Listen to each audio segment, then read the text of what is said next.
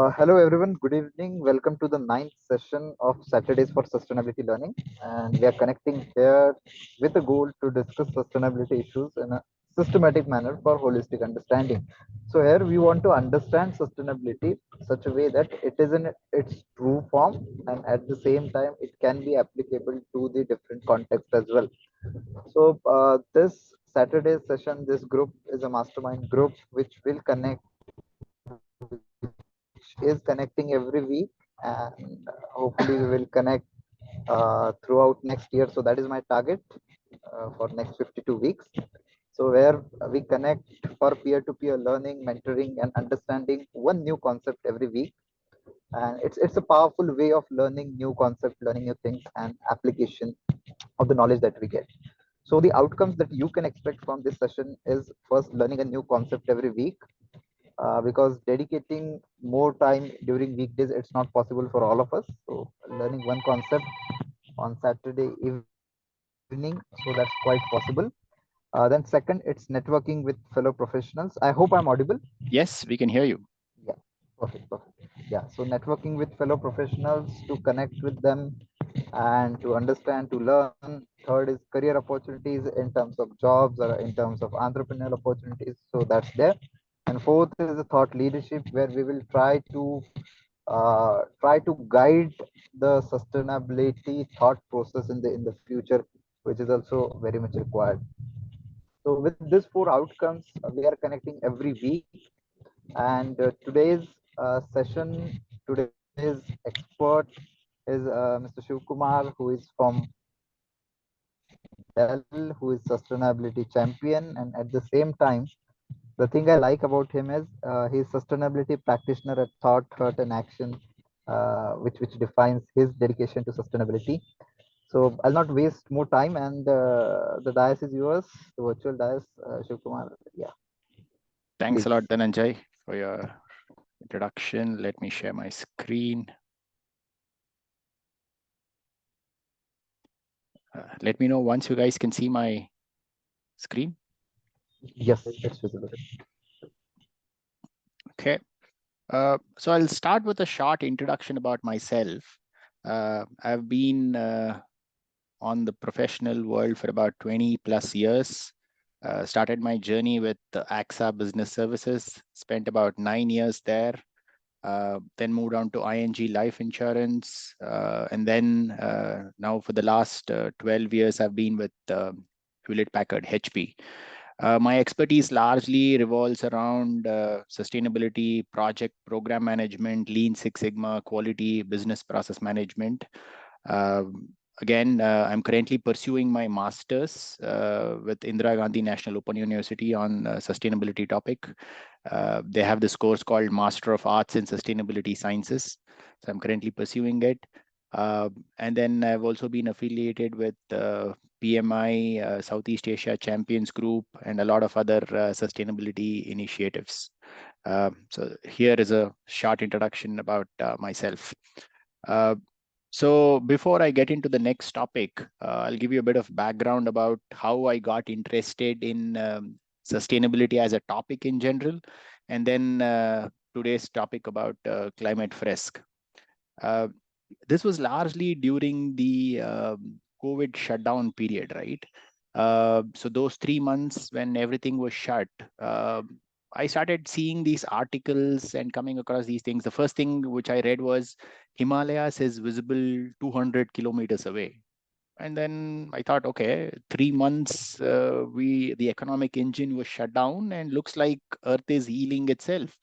And then you saw articles around dolphins are swimming in Venice. There are a lot of wild animals coming towards the rural areas, and all these articles started appearing, and then it got me interested. Till that point, I knew, okay, there is something called climate change, it's happening. But as and when I started reading more of these articles, it got me more and more interested on these topic. I started doing my ad hoc research on Google, trying to understand more of what is happening. And as and when I dived more and more, the more I learned, I realized that this seems to be the most important topic on our hand. While it is the most important and pressing issue on the planet, it does not get the due attention or required focus from a lot of other people. And in the meanwhile, I also went through a course which is called Age of Sustainable Development. It's on EDX platform. That course gave me a comprehensive overview of how sustainability is developed, and it was sort of a stepping stone for me. And from that time onwards, I sort of made up my mind that all my skills and my focus would be uh, dedicated or devoted on the field of sustainability. So that's how my interest in sustainability started. And then moving on to the topic of Climate Fresk, I'm currently working for HP, and when I was going through our intranet, one of the articles caught my attention. The article was called Approaching Climate Change Through Head and Heart. Now, I read the article. This was September last year. I reached out to the person who had written the article and tried to understand what was this about. He was talking about something called Climate Fresk. These are workshops he mentioned, and the concept seemed very interesting for me. And then I said, okay, he was basically running these workshops for HP France employees. Then I said, okay, let me volunteer. I will lead these programs for all the HP India employees. So that's when my interest started kicking in on this Climate Fresk workshops, and I got more and more involved in, right? Again, at any point in time during this conversation, if you have any questions, I would prefer to probably stop there, have an interaction, or if you want to do it at the end, I'm also fine, whichever works or suits the audience, right? Okay. So first topic, why do we think it is complicated to talk about climate change? What do you think are some of the factors? Again, an open discussion. People want to jump in, add in your views. Uh, I would like to add one thing, that it's difficult because when we talk to any businesses, so economic point of view. So Mm-hmm. what is in there for me, or how is it viable, or cost benefit analysis. So I guess these are some things that come into picture. Okay. Yep. Anyone else? Because the cause of this climate change, right, those are not so easily measurable right now. Mm-hmm. And that can be challenging part, right, to really, it means not one-to-one can be quantify, right, that this influence this in that percentage. Right? Absolutely. Yeah. Oh, absolutely. Yeah. So largely what we are looking at when you're talking about climate change, it is not by any one particular country, city, or an individual, right? This encompasses the whole globe.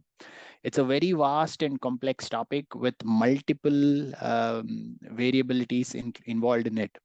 And largely, when it comes to certain topics, it can be very divisive, right? If someone's as Dhananjay was mentioning, uh, the economic angle largely takes precedence. So if you remember the sustainability topic, it sort of caters to three main factors. One of the factors is the economic part, the other part refers to the environment, and the third part refers to the social. These are the three pillars on which the sustainability concept tracks over. And more often than not, the economic part takes precedence in our day-to-day activity.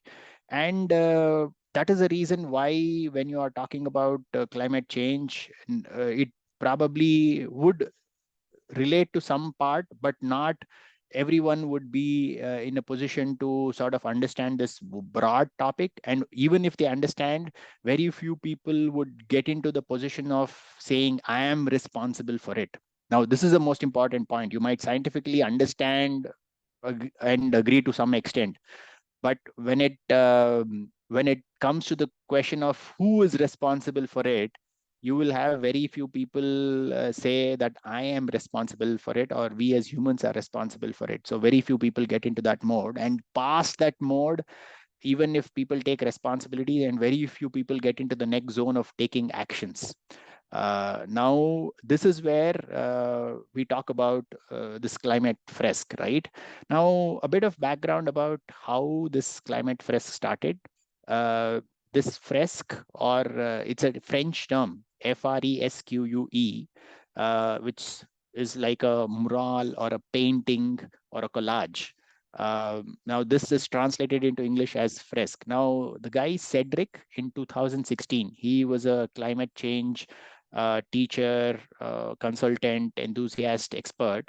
And what he did was, when he was studying the IPCC reports, IPCC stands for Intergovernmental Panel on Climate Change. This is a UN body, and which is like the gold standard when it comes to climate change information across the globe. And when he sort of gave his students some of these graphs, what he realized that the students were able to relate and understand this concept in a much more clear way. On one hand, all the IPCC reports that you see, it has a very, very important information, but not currently designed for an average citizen to understand it. So largely it is written from to a policy maker, or in certain terms used, which is not very common man friendly. So now what Cedric did was, he devised a game out of this, right? So using a pack of cards, so he designed a game out of these graphs, and then using that in a workshop mode, this made it a lot more easier for people to relate to. So basically, Climate Fresk is also an NGO, again based out of France, and they are the ones who generated or invented this workshop, right? A bit about the numbers. There are been 1 million participants so far who've undergone this workshop. And more than 1,600 companies have adopted it. It's across 50 countries, more than 40 languages. And the people who conduct these workshops, they are referred to as facilitators. There are more than 50,000 facilitators, and more than 600 higher education establishments have gone through this particular workshop, right? Now, what are the main strengths of this particular Climate Fresk workshop? Largely, though the climate change topic is very serious, this workshop is designed to make it very playful. The element of fun is always induced so that people understand this complex or serious stuff in a very playful and an attractive way. It is very collaborative in nature. It is not like it's more of hands-on. People need to collaborate with each other, participate, and then they sort of discover. It's more like uncovering a puzzle, how you sort of build these puzzles. And it is very visual in nature. You can see the cards, you can read some information, and you're able to relate to those things. And it's very creative as well, where you use some of these activities where you connect to them using through your heart as well. And it's very simple to sort of execute. All you need is these Climate Fresk cards, a table, and a bit of pencils, pens to sketch, and that's it. You're ready. And all the data that comes in, it comes from the IPCC reports. So it's extremely scientific, and it has a very strong base on which people can rely on, right? And generally, what is the objective? So at the end of this workshop, uh, the participant would have this feeling that, okay, I have learned something new today. I have understood a holistic or a comprehensive view of what a climate change is. And they would have a good time being with other fellow participants.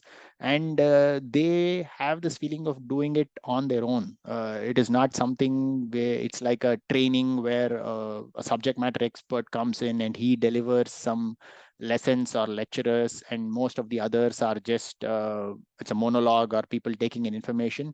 It is a lot of interaction interaction that happens. And what it also does, very importantly, is sort of it propels people to take certain actions. Now, this is the most crucial aspect. As I was mentioning, understanding is one aspect, at the same time taking responsibility, and then moving on to the important step of taking action. These workshops sort of propel people to take certain actions on. Okay. So generally, how do we have, there are two broad formats for this Climate Fresk. One is a face-to-face format, or the other one is an online format as well. So basically, it has a deck of cards, about 42 set of cards. It is divided into 5 sets. Typically, you have a facilitator. His job is to ensure that the workshop happens smoothly.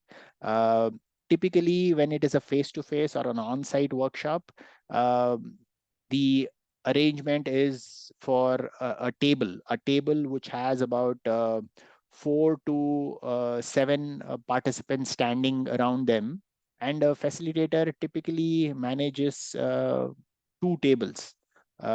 So that is the face-to-face version.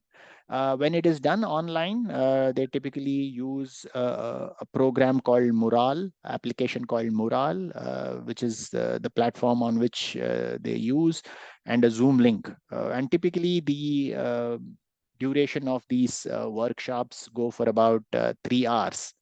So this is in a nutshell what these workshop is about. Okay.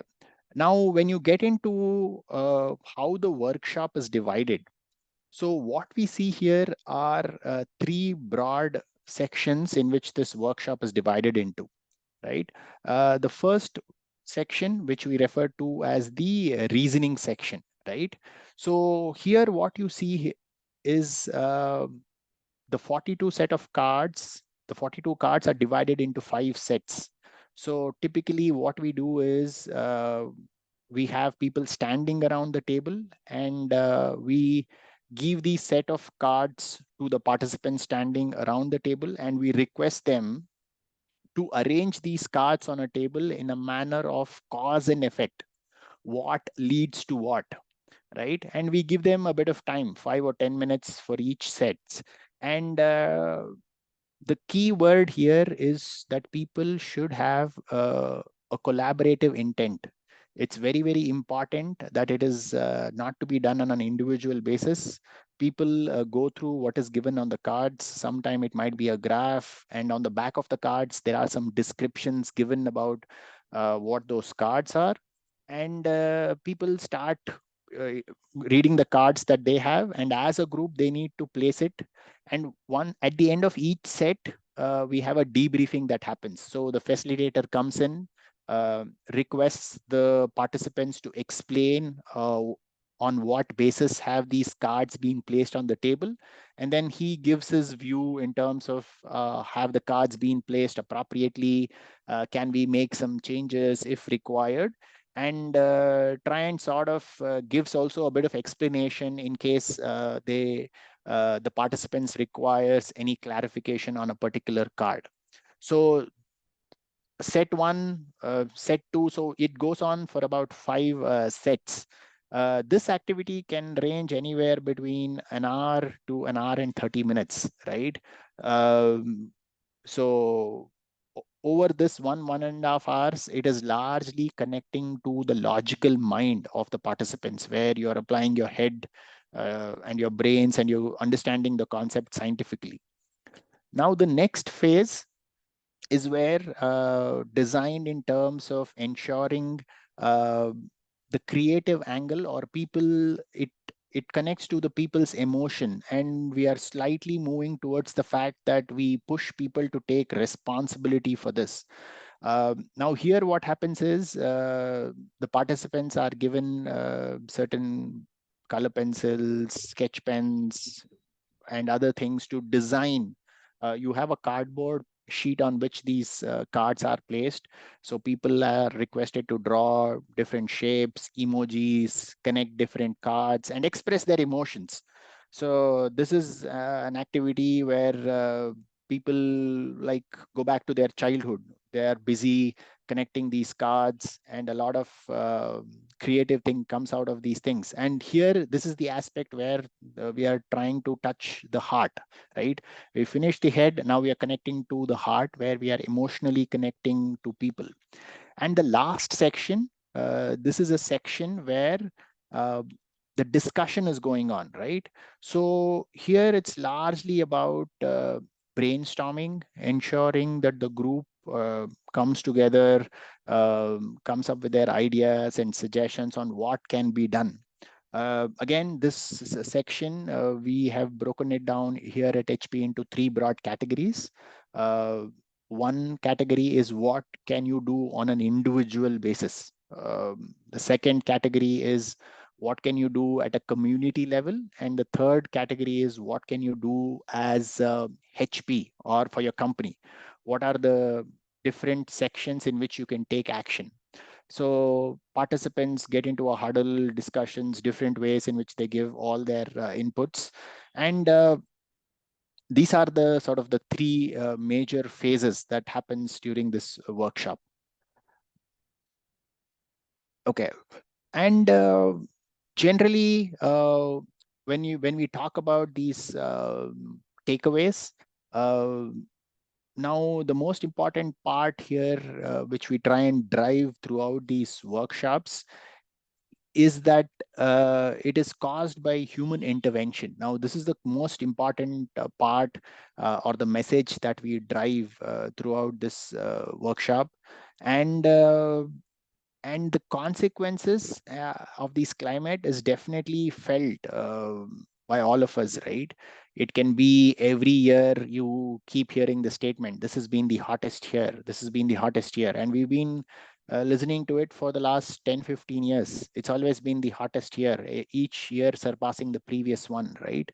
Now, the urgency to act is also extremely important. We need to make as much noise on these things to gain attention, because otherwise the economic engine would always take precedence over the environmental fact. But now the balancing of all the three angles, all the three aspects, the economic, the environment, and the social, is the most important part of sustainability, right? So that is what we need to push towards.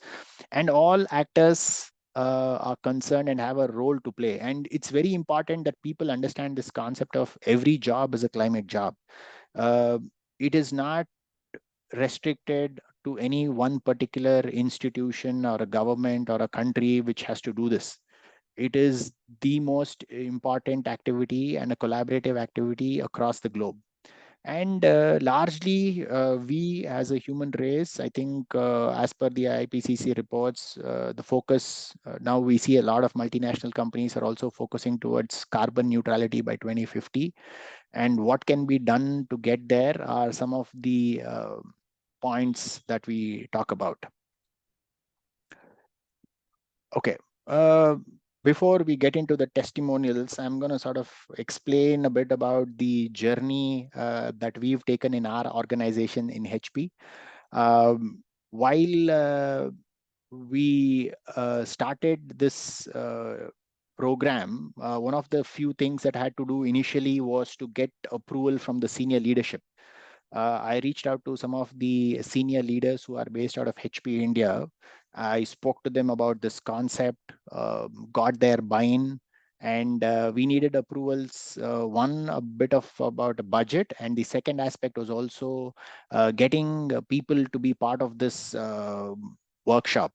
3 hours is a considerable amount of time, and also we needed facilitators. We were quite a big organizations, and we wanted close to 20 plus facilitators. So gathering all those facilitators from different parts of the organization, they were not from one team, they were all spread across different departments within our organization, gathering all of them together. And once we were able to get the senior leadership buy-in and get these group of facilitators together, the next aspect was to get them trained on how to conduct these workshops. The first part is we ourselves had to undergo a workshop because no one in India had undergone this workshop before. So we had one of the facilitators from Spain who had come here on another project related activity, and she conducted our first session for us. And when we underwent the first session, it was very, very clear to me that this is going to be something which people would definitely link, and they would be able to relate to. And it is a very transformative piece of activity that happens. And then after undergoing the workshop ourselves, we had to get another trainer come over from Singapore. He sort of trained us for about a day on these concepts, how to conduct these facilitation.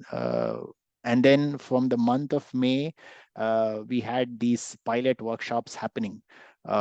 So the pilot workshops was largely to make sure the facilitators are comfortable with the content, delivering these workshops, because not everybody were from a scientific background, not everybody could relate to these topics.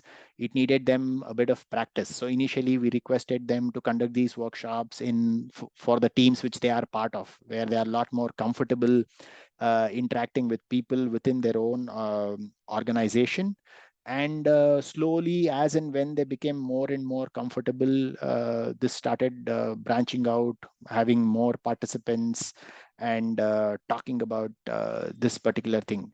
And from the month of May till August, we've had close to 34, 35 workshops, and we've covered more than 300 plus participants in the organization. And the initial reactions when we started the first few workshops were, okay, you have to make this mandatory for everyone in the organization. I never knew that there are so many interlinked items when it comes to climate change.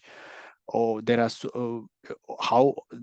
how are we contributing to this whole exercise? So the 3 or 3.5 hours that we typically run this program, we try and emphasize that there is an angle where people sort of on their own understand that we are responsible for this.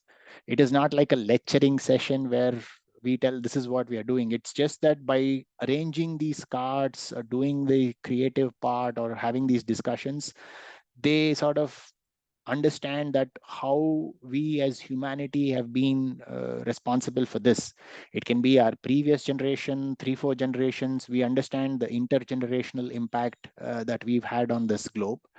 And once people have these things, the next thing is they want to take this. They want to take this to their family, to their friends, to their colleagues, to their managers, and the word spreads, right? Once you have a good product, you don't need more of sales or marketing.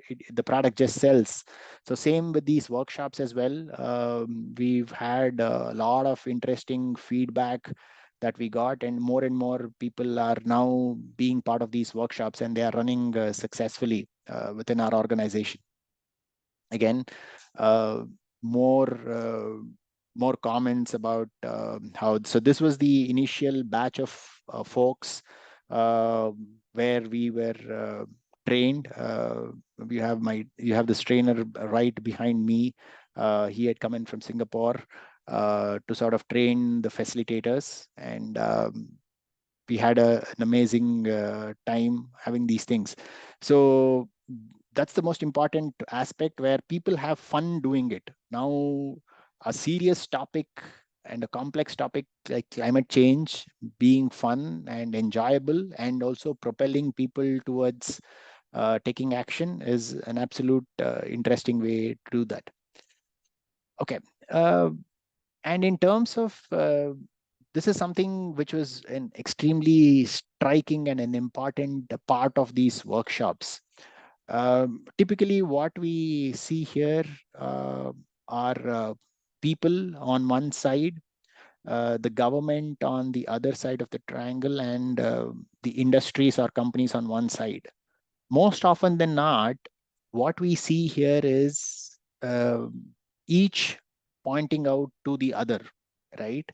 If you go talk to individuals, they say the governments are not passing any policies, they are not taking actions, the politicians are corrupt, they're not doing anything for us. Companies, we can blame companies that they, though have the lot of power, they are very slow, they are not taking enough actions, they are the ones who are generating all the issues. While as you go to the governments, the governments say, if we have to take a lot of actions, people would not be willing for it. This is a very systematically ingrained issue. uh, it will have a huge impact on people's lives. Or they'll say the companies have more power. While you go to the company says we are catering to the customer, right? Governments should frame all the policies. Now this inaction triangle is where largely today we as a planet are stuck, right? Each one is trying to sort of blame the others, and this is something that we have to break this, or we do not have to get stuck in this inaction triangle. Now this is where this workshop uh, touches certain elements where people are emotionally involved, they understand the broader picture, and at the same time they are propelled to take certain actions. Now that is a huge win-win situation. So as I said, there is an online version of it where you have a maximum of about 7 participants. There is a face-to-face version where you can get about 14 to 16 people, 3 hours. Uh, the whole aspect is you, again, some of the comments that we got was initially when people think 3 hours, oh, is it too much of time? And later at the end of the workshop, they say, did we really spend 3 hours? We just did not realize time flew by. So these are some of the comments that we keep getting as a part of this workshop. Again, largely successful, and we need to take it to more and more people. And some of the strategies that we've applied is we've tried to reach to the managers and the leaders first. Once we are able to get them on board, it is a lot more easier to get their teams to attend these workshops.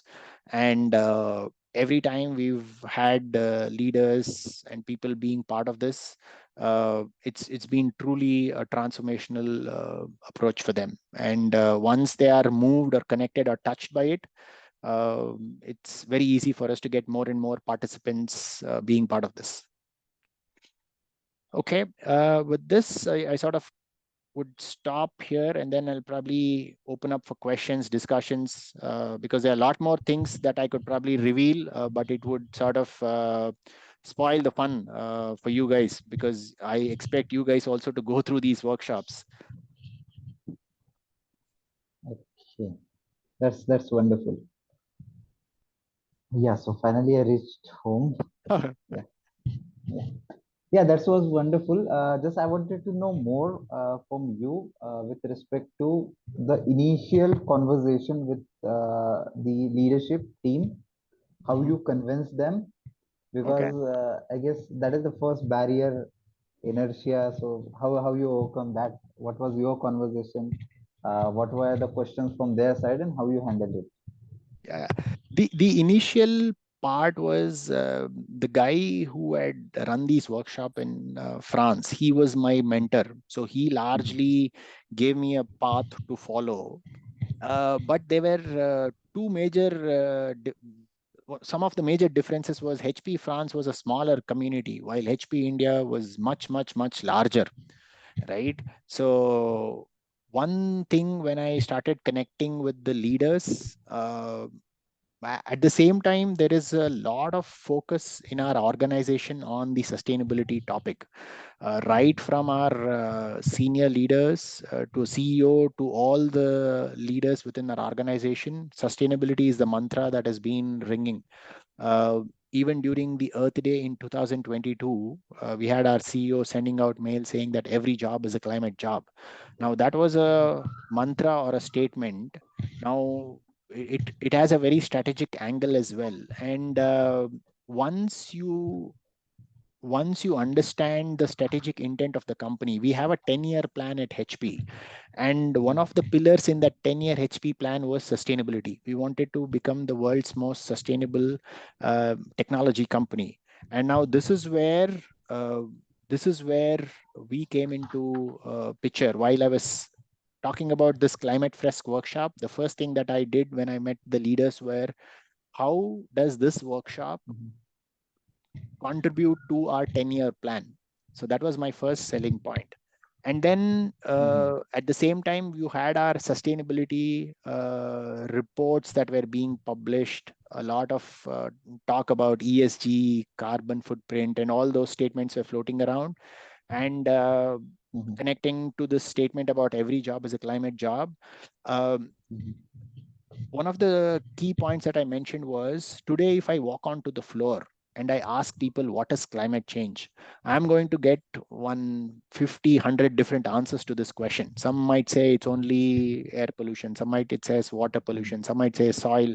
You will get different answers to this. Each of them might be right, but does anyone know a holistic picture of where all these things are interrelated or interconnected? Now that's where Climate Fresk as a workshop comes into play, where it provides you a scientific basis and a comprehensive view. So that was another selling point. And another thing which was also a bit of a selling point was, we as a company, we have something called volunteering hours.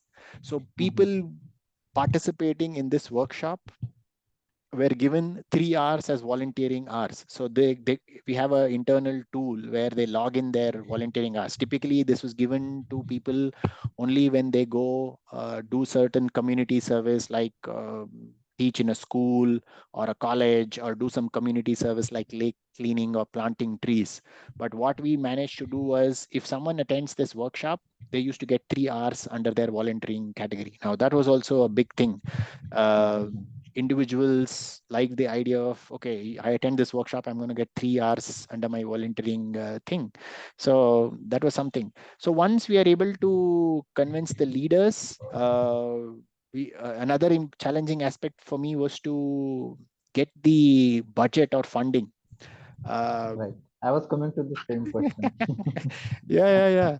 Yeah. So see, theoretically, you have a buy-in from a lot of people, but when it comes to money, Funds. Yeah. the question was largely, it was not driven by any one particular organization, right? Because this was a bottoms-up approach. This was just a volunteering activity that I had sort of I was inspired by that article that I saw, and it was driven by me. It was not driven by a particular team. So I initially tried to approach different leaders, because I had about 24 facilitators. We had to pay money for their training. I tried different options, going to 2, 3 different leaders, seeing if they can divide this money. I tried multiple approaches. Finally, I reached out to one of the sustainability teams in the Asia Pacific region. And I explained to them that at the end of this workshop, each workshop will have a repository or an output where people will brainstorm and tell you what can they do at an individual level, at a community level, and for HP. Now, individual and community is beyond our tracking, but what they can do for HP, it would serve as a very rich repository of ideas. And the sustainability team, we can feed those ideas to our sustainability team. Now, that sort of clicked. And That's a tangible outcome. Yeah. absolutely. So that sort of clicked, and the APJ sustainability teams were willing to fund the initial piece, because that was the only money where we largely required. Other than that, we have our training rooms. A very little bit of money is required for all the cardboard, stationery, and others. The cards and other things, they don't cost you a lot of money at all. Right. So the initial training piece was the only one where we needed a lot of investment, or not a lot of investment. The initial investment for this workshops to run. Right. That's wonderful. And I took one point from you, which is directly related with the company's 10-year plan or 5-year plan or whatever it may be. So directly link it with that. So that will be a easier way for Absolutely. us if we want to pursue it. Yeah. Yes, Anup, I think you have a question. Please go ahead. Yeah, yeah. Hello, Shivakumar. So I have a. Am I audible now? Yeah, we can hear you, Anu. Yeah. Okay. So I have a question in terms of business perspective. So I have 2 to 3 questions. Jot down that. So I was thinking in that line also, like sort of venture. So is it like a not a product based franchise, right? It's not a product based venture. It's a service based venture, right? So where you will get people on board and they will learn about the climate change and different aspects of climate change, and that is clear, right? Great. So what is the scalability? Because most of the product based company or the research firm is doing their sort of same thing in their separate vertical called education, climate education and policy, like Climate Asia or CAN, Climate Action Network.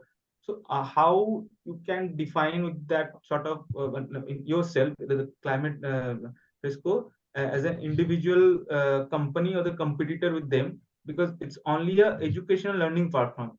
Either it can turn into a edtech specifically related to climate change or a kind of a venture for the research. So in which stage you are in, like Climate Fresco I'm talking about, which stage it is in? So that is my understanding, or that is my question basically. Okay. See, largely when we are talking about Climate Fresk workshops, the core intent is raising awareness. Now, when any multinational company or an organization or uh, a scientific community or an institution, school, college, anything, whenever they are trying to talk about any particular program or an initiative, the most important aspect is people having a similar understanding or an understanding which has as minimal variation as possible.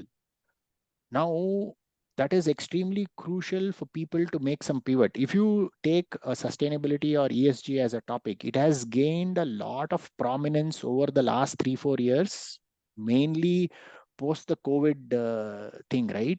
Where a lot of multinational companies or organizations, countries have sort of realized that this is something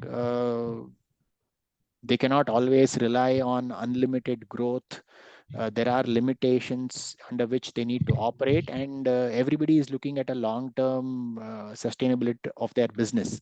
Now, the more and more companies realize the gravity of the situation, it's very, very important for them to take all their people along with them. So you have multinational companies which has 10,000, 20,000, 50,000 employees. Now getting all of them to understand this concept. Now this is more like a foundation what we are laying. This Climate Fresk workshop is like a foundation where people understand these IPCC terminologies, concepts largely at a very, very broad angle. It does not get into any specifics at all as to what they are doing. Now, through the workshop, especially during the last section where people are brainstorming, the facilitator tries to nudge them towards linking it to their own activity, their own process, their own products. They trying they try to get into topics around circularity. Now, when you talk about circularity, it is very broad and it can be applied to any given product or a process, right? So that's when the last section, which becomes very crucial, where people are trying to link it to their own jobs. So if you have to run these workshops as a facilitator, you don't need any particular expertise. Largely what you need to understand is some of these cards, a bit of understanding of the graphs and other things. Other than that, you can run it as a generic workshop. Again, it is not only related to multinational companies. You can run it for colleges, institutions, your apartments, families, friends. So that is what I've also been doing. I've been conducting these workshops in my families, in my friends. There is also a kids there's also a kids workshop, which has about 21 cards. The adult workshop has 42 cards. The kids one, between 13 to 18, has about 21 cards as well. So it is universally applicable and focuses Great, great. largely on the climate change awareness. Climate awareness is the core intent. And Right. what we make out of it is completely dependent on that particular organization or the individual that goes through this. Yeah, I am asking it because I have faced same sort of questions from the collaborators or potential investors. Mhm. Because I mean, is it a NFP, non-for-profit, or there is a business model or It's a run through the non-for-profit. collaborations? Acha, acha. Yeah. It's a Anup, so NFP this based is, thing. yeah. So this is an initiative to spread Right. awareness. So it's not any profit-making model, but at the same time, what I understood is if you are running it for profit-making purposes, if you are a profit-making organization and if you want to use it, then you have to pay some royalty amount to this trust. Is it right? Absolutely correct. Yeah, this is something that I wanted to mention. If there are two ways in which you sort of look at this, the licensing piece, right? If you are doing it for your families, friends, it's absolutely free of cost. It's in a non-commercial use. It's absolutely free. But if you're doing it within your organization, you have to pay about €3 per participant. So €3 per participant is the fees that we need to pay Climate Fresk NGO Great, great. per Understood. participant. Yeah, Yeah. Thank you. Thank you. thanks. Pavlesh has his hands up. Yes, publish. Yeah, Dhananjay, I got the answer just now. Shivakumar gave. Just mainly, I want to understand, like, if I want to use it, or how should, is it HP proprietary, or, but now he already answered. Right? Okay, thanks. Got it. So it was Okay. largely from this person called Cedric. He's based out of HP France, and this NGO is also called Climate Fresk. So he's the guy who sort of invented this game, this workshop. Okay. So any other question, any other discussion point? I think the key takeaway, which what Shivakumar ji explained, right? Initially, I also was thinking when he explained earlier, right? Not providing knowledge is one thing, right? But how people implement it is more critical right now. And this is really a challenging, but he explained very well, right? The more focus will be individually, like how individual apply it is very difficult to quantify. But ideas which come out, right, which can be by and large very, very useful for organization, right? When in a group, when people start throwing idea, and especially members are from different departments, right, then everyone start thinking on their own department. Oh yes, I can do this. Then you will find sometime amazing idea will come out. I think that is the key goal of this whole project. Yeah.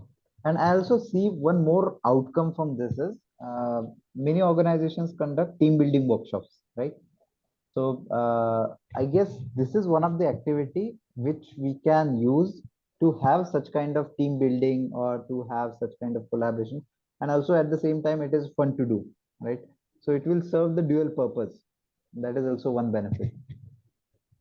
Absolutely. We were also trying to use this as one of the mechanisms to get people back to work, right? Because a lot of people were working from home, and Okay. when we wanted people to come back to office, we could have used this as one of the Yes. ways in which we can get people to come to office and attend this workshop. So for Absolutely. again, in terms of the next steps, see, if you want to attend some of these workshops online, you can go to this website, climatefresk.org. There is a section where all your upcoming workshops are shown there. So basically, you can attend the online versions. Most of them are free of cost. You don't have to pay. Again, if this is an intent for you to just understand what's happening on the understand this whole Fresk as a thing. But my initial thing was when I first attended the online workshop, my experience was not so great. It was the first time the facilitator had some technical issues in managing the morale, and online for about 3 hours was very difficult at that point in time. That's when I decided, okay, now face to face is when it is really lot more powerful, right? You have the audience in front of you, they touch the cards, they are coloring the cardboards, and you can almost see that emotion in them transforming in front of your eyes. So highly recommended to have these workshops face to face, but if people are there in some locations where they cannot, online is the next best available option. You can attend those online workshops. That is the first part. And once you attend these workshops, if you want to become a facilitator, again, there is another level of training that you need to undergo. Again, the facilitators are two types. One is who just use it to spread awareness largely among general public, again, free of cost. But if you have to take it within your organization, now a multinational company like HP, so I cannot just do it like that. I have to sort of pay those royalty fees, €3 per participant. All those things need to happen when you are conducting these workshops in a commercial setup, largely because sustainability is now almost embedded in each and every part of our organization, and there is a economic angle also involved in this. So that's how you can be part of these workshops. Yeah, that's wonderful. Anybody having any question, anything to discuss?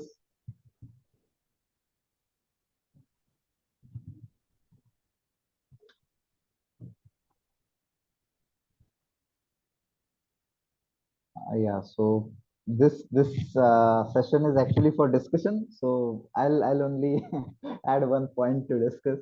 So it's about inaction triangle. Okay, so I'd like to have more insights on this because yeah, I guess it's the last slide. So what is as you have conducted many sessions and many trainings of Climate Fresk. So what is the general consensus of the people coming out after the training about this inaction triangle, and what is the best way to deal with it? Now, when I sort of talk about this inaction triangle during these workshops, right, I almost see a sense of silence in the room. Initially, people are almost, it's like, okay, yes, this is what we're all doing. Some way or the other, we have to sort of break that, right? And that is what makes it um, very challenging for people to take responsibility for our actions, right? It's like I can keep my house clean, but the road outside where it is dirty, I don't go and typically clean that, right? Now, all the issues that are happening is in that zone, which is sort of outside people what people generally consider as their own boundaries. It is generally outside those point that we try and drive at this juncture of this workshop. Again, how much is it being successful, how people have changed, it's very difficult for me to sort of quantify. But some of the people, one way in which I sort of understand how people are interested is we ask them a question at the end of the workshop. If you are, we also send them a survey and we ask them if anyone's interested to become a facilitator. Now, most people who are really moved by the end of the workshop, they say, okay, I want to become a facilitator. So that is one way of me understanding, yes, they really want to build this change. And as and when more and more people talk about it, that's the only way where we can push the governments to take some actions. Because a country like Australia, when they went for elections, climate change was the second most important topic on the agenda that they had. Now, it might take some time before India gets there, but if people start talking about it, you will definitely get get it on the agenda when you get into elections, and elections being one for climate change, and when your political parties make those comments before the elections, they are bound to follow it, right? So that is one way of making sure policies are formed and large scale changes takes place at a very short notice. That's the most powerful way of making changes. Yeah, absolutely. So my personal understanding on this inaction triangle is, because I have been thinking about this question, whose responsibility is it? And many times people ask question that this is not my responsibility. So how I view it is, so it's okay. Whose responsibility is it? We will keep it aside. But at the same time, let's understand what is in your control and Absolutely. what is out of your control. So whatever is in your control, let's say we can do something about it. So let's start from it. At least we can start from self, then our family, then our circle can expand, Absolutely. and through which we can enhance our agency. We can enhance our, let's say, impact on the world, on the sustainability. And at the same time, the second is, I guess it is Dennis Meadows, who was the researcher. The report first came Club of Rome's, through Club of Rome's Limits to Growth in 1972. So he once said that, let's say in due course of time, you have to decide whether you want to be a part of problem or you Or the want to be a solution. part of solution. So at Absolutely. least, uh, okay, so responsibilities of government or organizations, okay, that's it, it's there. But at the same time, do you want to become a part of problem or solution? So at least when you speak to your children, so at that time you will feel some satisfaction, some happiness that yes, I did something good for future generations. So I guess that is something that we should ask, and that is the way we can solve this inaction triangle. And a lot of that thing is very evident when we speak to people and talk about the lot of natural disasters that are occurring around us. It can be the current things that are happening in North India around the Himalayas. It can be the floods, the droughts, or the heat waves. Now people are and more able to connect to these things. But again, the question is, irrespective of whoever has been responsible for it in the past, currently, or whatever, what we need to, if we are able to touch that emotional angle where we talk about the current and the future generations. Now, if you want your future generations to have uh, a, an environment which is toxic, or an environment where they can generations can go on. Now that is the question, that if you are able to link to people will definitely take some form of action or the other. So that's the most important part, where we talk about how the next generation would face these challenges with the increasing population and these challenges. It's very crucial that we start advocating this to as many people as possible. Yeah, that's true. Yes. Any other question? Any other comment, please?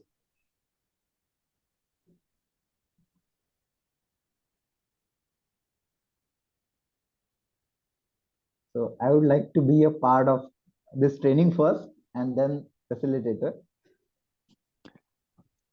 So how That's many awesome. of this group would like to go for this training, for this workshop, 3-hour workshop? Sure. Hi, Dhananjay Ajit here. I Yeah. will join too. I would like to become facilitator for this training. So a comment from my side. So basically, I'm auditor and trainer and provide this environment, health, safety, energy management, sustainability training to corporates. So I think this kind of initiatives, awareness is already spread in the organization, in corporates, particularly engineering industries. But now it's time to take this awareness to the societies. Okay, because companies, because of the pressures from customers or government regulations, they are doing bit for this particular area. However, still Indian societies, they are lagging a lot. So their waste management practices, water management, energy management, all these are big issues, and there are far behind. So you go to any tier 2, tier 3 city, you will see all kind of this mismanagement of waste, water, Yes. energy, and the awareness has to be created. So the way, because of this personal financial various frauds, SEBI mandated all these various entities to create awareness session. Take out 2% of from their profit and expend on awareness related to personal finance. Similarly, some kind of these initiatives are required to be taken, but I think societies must be made aware about this climate change and overall sustainability related issues. So I'd be happy to become part of this movement, and I'll go through your website also and see what are the possibility and how I can become facilitator for this session. Thank you. Absolutely. Awesome. Yeah, actually, same. I like to add on to. I did myself register as a for East Zone, right, in Singapore, the East Zone, as a green ambassador for East Zone, voluntarily green ambassador for East Zone. So I'm waiting for my approval. If that happen, right, I want to ask Shivakumar ji help in case if I need to initiate this sort of thing, right? Will you be able to just give me some information in case really if needed, or you Oh, can sure. link to HP colleague in Singapore? Yeah, absolutely. Feel free to reach out to me. I'll be more than happy to share my knowledge and experience of how we've implemented this at our organization. And I can also give some tips on how to manage these programs. So I'll be more than happy to share more So, information on this. once I get approval for the green ambassador, I will try to facilitate in the society, right? Because by and large, I have to work on the East Zone society. Okay, great. Yeah, that's wonderful. That's a tangible outcome from this session. Yes. Yeah, that's great. And we are also planning, if that's possible, so online 3-hour workshop through the channel as well. So let's see if we can do that as well. Yeah, why not? Yeah. So perfect. So last 2 minutes for questions, then we can wrap this up.